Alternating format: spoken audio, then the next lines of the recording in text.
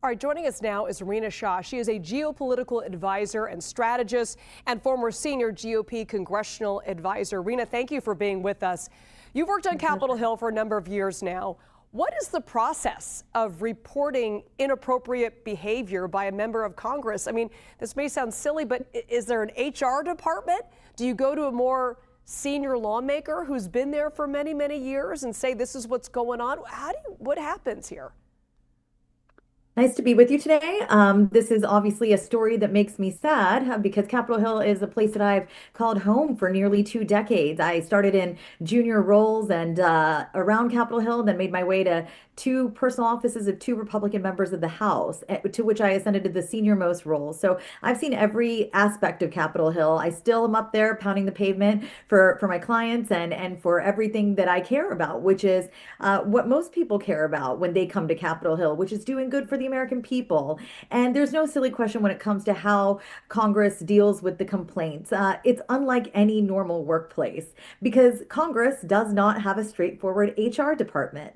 Staffers are supposed to go through the Office of Congressional Workplace Rights. They're supposed to file a claim within, I believe, some 180 days, and then counseling and mediation. But when the accused is a powerful member, well, too often people are quietly just telling a chief of staff or another maybe senior lawmaker, hoping that someone higher up will actually do something. The power imbalance makes real accountability very rare until the stories that we see now finally break into the open. You know, after Eric Swalwell stepped down, we heard from a number of people on Capitol Hill and local California politicians who said, oh, everyone knew about him, but nobody said anything. I have to admit, that was shocking for someone on the outside to hear in the wake of the Me Too movement and other social reckoning moments. Why do you think it's taken this long for somebody to come forward and say something?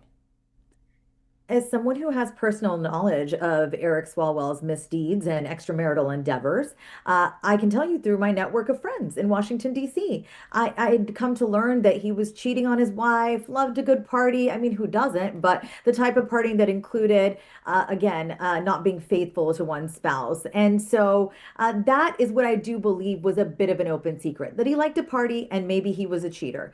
I want to push back on this narrative that everybody knew that he was maybe an abuser of women, was somebody who would sleep with his staff or get or request sexual favors from his staff, as we now have learned. That was not open common knowledge. It's very important to put that forward because then it makes it seem like people like me would just keep mum about this stuff. Mm-hmm. If I had heard that, I actually believe now that I'm a mother of 3 little ones, that I actually would go to the Capitol Police. Had I heard that he had, done what he did, what's alleged by a woman who was his intern and who was driving him, because I also drove one of my members of Congress. I remember driving him in the morning to media appearances, giving him a ride to Union Station, to the airport. That's a very sacred time and place and relationship. And I feel so fortunate that I worked for a member of Congress that respected that time. But let me answer your question here, because I do think it's important.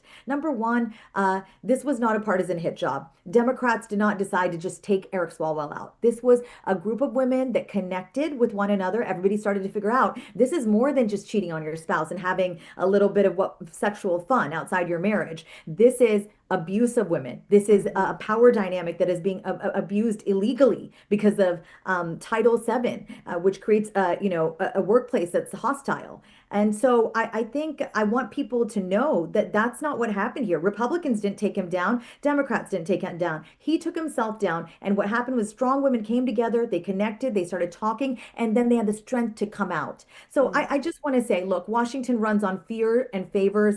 Staff depend on these members for their entire careers. I did. References, recommendations, the next job. So yes, rumors about Swalwell circulated for years, but it took multiple women, like I mentioned. This is so important to find that courage. I didn't have that courage. I have numerous friends who didn't have that courage. Those women came together, plus journalists who could corroborate the patterns for it to go public. That's the ugly truth of Capitol Hill. Silence protects the powerful until the dam finally breaks. So in light of all of what you just said, is there another shoe that's going to drop here? I mean, do you know of any other allegations of sexual misconduct that could come out soon involving another member of Congress? I am not personally aware. I am aware of general things, maybe extramarital affairs, maybe somebody that has groped somebody. It's kind of stuff, unless the woman tells me that she wants to do something about it, I've kind of put in the back of my mind. Because my first question is, whenever somebody who was my junior and reported to me came to me and said, hey, this happened, I was touched inappropriately. My first question is, do you want to report this? Because if you want to report this, I will have your back. And I think we have created things in and around Washington, D.C. to show women you will be supported if you step forward. I'm really proud of Congresswoman Luna, who on a policy level I don't agree with on everything, but she's been very direct here. She's referred to these very disturbing sexual misconduct allegations against, for example, Senator Ruben Gallego to Senate leadership. And she says a woman with attorneys is preparing to come forward. With Swalwell already out and these criminal probes that are active in New York and LA, I think this feels like the beginning of a broader reckoning, which is needed. It was very needed. The question is not if more shoes will drop, it's how many and how and on which side of the aisle. That's what I feel. That's where I see things at the moment. Interesting. Speaking of Congresswoman Luna, she posted on X saying 18 million of your taxpayer dollars was used to pay out sexual harassment settlements by the Congressional slush fund.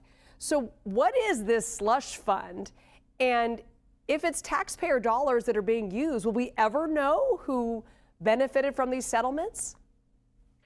I have to tell you first that I have never heard of this slush fund. Okay. And I'm somebody that worked at the senior most levels of two Republican personal offices. So when you're senior most staff, you know everything about how that place works. And it is something that I believe would have kind of been known to me that, hey, this is there if something comes about.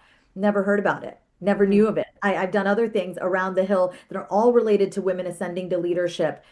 I've never heard of such a thing. And I think that just goes to show, and I hope our audience hears this part, that this is what has been going on for so long. A veil of secrecy, a veil of being unaccountable to anybody, especially the taxpayers. Because we're talking here about personal misdeeds on the taxpayer time and dime. Why are we using taxpayer time and dime to pay out for personal misdeeds? So I think, again, Congresswoman Luna is right to call it what it is. It's again, an $18 million slush fund that's taxpayer funded and that is quietly paid out sexual harassment and misconduct settlements for decades with almost zero transparency. And I think Americans deserve to know which members benefited and whose behavior was swept under the rug with our money, because oversight has subpoenaed those records. And so I do believe trash day is coming of sorts. And I hate to laugh about it, but gosh, it's so sad. I don't know what else to do. But because what has happened here is that these members have skirted real accountability with these quiet payoffs. And I think predators in power should never have access to a pension either. It'll be interesting to see how far this reckoning goes. Rina Shah, thank you so much. Great to be with you. Thank you.